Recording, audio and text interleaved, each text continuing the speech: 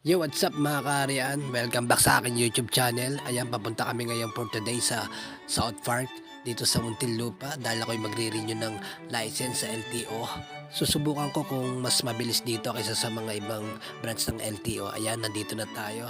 Pasok na tayo sa loob. Ito nga pala kung mag-e-exam ka. At tapos ito naman, nagmapedigal na kami. Ayan, nag-fill up ako ng form tapos ayun tinawag na ako ng babae.